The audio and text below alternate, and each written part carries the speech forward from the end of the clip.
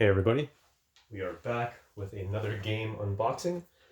Today I've got a game called Street Masters from Blacklist Games, created by Adam and Brady Sadler.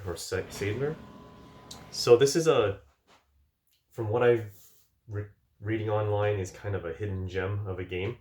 It is the video game equivalent of Street Fighter, Streets of Rage, Double Dragon, all those classic 80s, 90s video games that I grew up on, created in a tabletop miniature game format.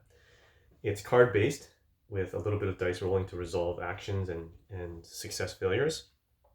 But you can tell that the artwork is really reminiscent of all those different video game styles. Streets of Rage and Street Fighter come to mind, especially this one looks a lot like Ryu, and I think his name is Caillou Ryu. So we're going to do an unboxing, and I've done my research as I do with all my other games. I went online, took a look at the rule book, watched a couple playthroughs and reviews, and for the most part, people are giving this solid reviews. It's a great solo game. It's great cooperatively. It has a lot of replay value because you can mix and match games, and it kind of works like any other video game. You go in, you're battling thugs and villains, and then there's a showdown with a boss, and you have different abilities. There are, I think, 6 or 7 different players, and they actually each have unique abilities to them. So it's not like some other games where it's pretty much a different character, but they all do the same thing. So I'm looking forward to it.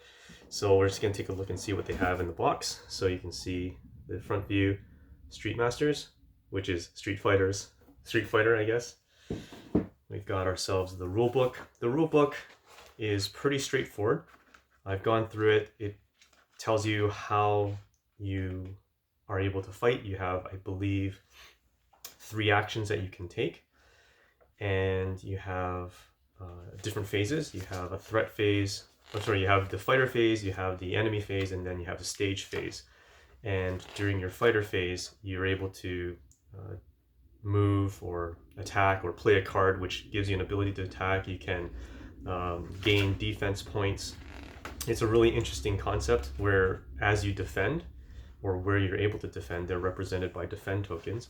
And as you defend, you would flip those tokens over and you gain energy, or sort of a charge. And once you get a certain number of charge, depending on your character, you actually would flip your card and you gain an extra ability for that one time. It's kind of like when you play Super Street Fighter and you do enough combos where you earn enough energy that you can do a super combo, and it's just sort of a one-off until you charge it up again. So I think that's a pretty neat idea. From what I've seen online, the reviews is that Adam and Brady have translated that video game fighting into a board game very successfully, and that's what intrigued me, and I thought I'll give it a chance. Saw it online, scooped it up, and now I'm gonna go through it and see how it plays out. It has a sort of, they call it arcade mode, which is you can just play one-off bosses. You just choose a boss, choose a stage, kind of like you would in an arcade, and you just go ahead and you fight them, or you can link them together in some sort of story mode. So it's seems pretty interesting. It comes with 4 tiles. Now the tiles aren't your typical size tiles because it's just one board and it's double-sided. So in total you have 8 different scenes or different maps. I think these are the different stages, and every stage has a particular stage environment or stage events that happen during the stage phase. And so you have basically 8 different levels, and you can choose different bosses, you can choose different characters. So there's a lot of replay value. So it's actually pretty nice artwork. I like the design. You've got where the boss starts. You've got objective markers, crate tokens where you have loot. If you end up on this spot, you flip over a loot card. It gives you, I don't know, like a baseball bat or a iron pipe or something like that. And you have your player start areas, and you have your enemy spawn points. So there's another one here.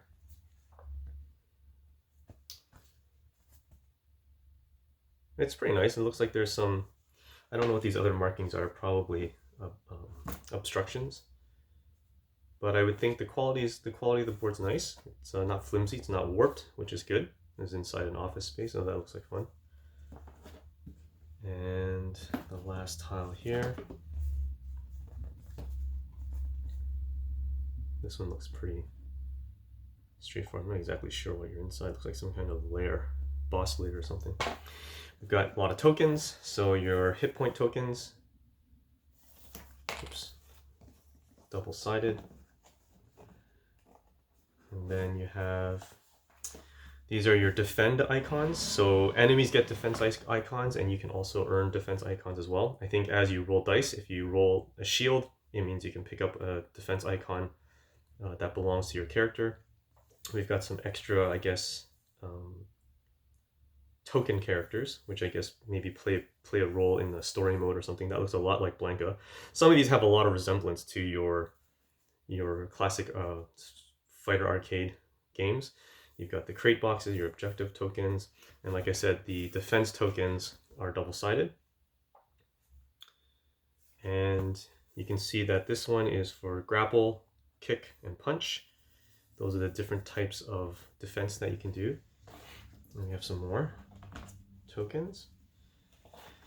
And here we go. We have the inside box. Tough to get out. So you've got all your miniatures. The molding is nice. The characters are, I don't know what the miniature size is, but as you can see, it's not terribly big. Here's the length of my thumb. So about an inch, maybe 2 inches. And the quality is pretty good. They've got very cool stances. You've got your heroes, I think, and you've got your villain thugs and villain leaders, and you've got your base markers. So for example, when you're playing a certain boss, they come preset with certain villains that usually come in triples, and to distinguish between them, you would have to mark them with a color base. So this one, for example, these three all look the same. So you might have one red, one blue, and one green. It depends on their card, and that helps when, as they are revealed or if they spawn on the board, you can keep track of who's who. You've got your dice. So this is your battle dice, and when you roll, depending on your character or your ability, you roll 1, 2, or maybe 4. So you've got the defense. So if you roll this, what I've read is the good thing about this game is you don't really have a failure roll. It's not like other games where it's heavily on luck, and if you roll really bad and you roll really bad all the time like I do, you lose very quickly. So when you roll a defense, while it doesn't give you a hit, it earns you one of your defense tokens of your fighter's ability style. So if your fighter is mostly kick, then you would earn a kick defense. If you are a puncher or a grapple, you get the respective defense token. This represents a successful hit. This one represents a successful hit and the ability to earn one of your defense tokens. And then I believe this one's a critical, which means it's a successful hit, plus you get to re-roll one more dice. So if you are a good roller, it looks like it's 1 in 6. If you keep on rolling a critical, you could have infinite number of successful hits. And these are the player dice. So this is your character's dice. For the enemies, they will use this dice. This is their attack dice. So certain bosses or certain villains will roll a certain number of dice, and they will either attack you. Some of them, I believe, have certain types of attack, while other ones are general. So any results they will use. But for the most part, this is a fist attack, kick, grapple, and it looks like it's an even split, so 2 of each on here. And this also is used to determine what kind, like if you were to pick up a random defense token, you roll it, and you pick up a kick defense token. So it serves a few purposes. You've got all the player, stage, and boss cards and thug cards. So there's a lot to go through. Again, this is primarily card driven. Your abilities to fight and skills are all based on a card. You have your character cards. It looks pretty interesting. I like the artwork. The artwork is very reminiscent of Street Fighter. And you've got the, I guess, dividers. Something I read online was that the divider, when you place the divider in here, it's supposed to help you separate the cards. But the height of the divider is so high that you can't put the tiles back in. So I'm not exactly sure what purpose this serves. Otherwise, it would go this way as opposed to this way, which doesn't make any sense to me. And you've got your loot crate cards. And from the looks of it, I think they have put something underneath because it's supposed to come with 65 minis, and I only count, what, 2, 4, 6, 8, 10, 12, 14, 16, less than 20 here, or 25. So let's just pull this up and see what we find.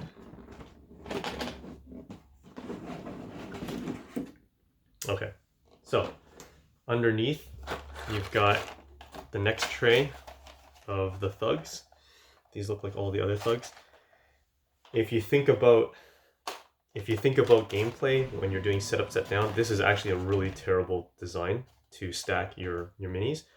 I think they probably could have, maybe rather than keep it separate, do a second tray, a more shallow tray, and maybe a different way of organizing the cards. But I get it, because there's so many cards. You're trying to fit everything in, or at least have two separate sections, a section here for just the cards, and then have this as a double tray, which lifts off easier, because this is dumb to lift this large tray up every single time. So I can see this being kind of a sore point in terms of when you want to quickly take out the game, set it up, and then quickly put all your minis away.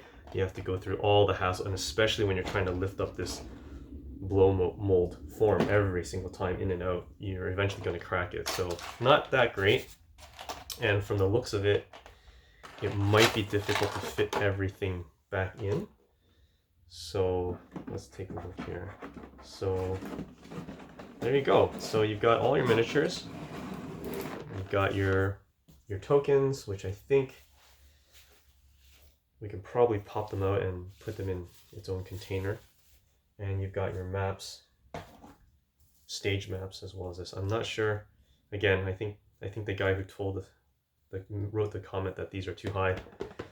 I'll have to figure out and see if it's supposed to be like this or if it's supposed to be like this.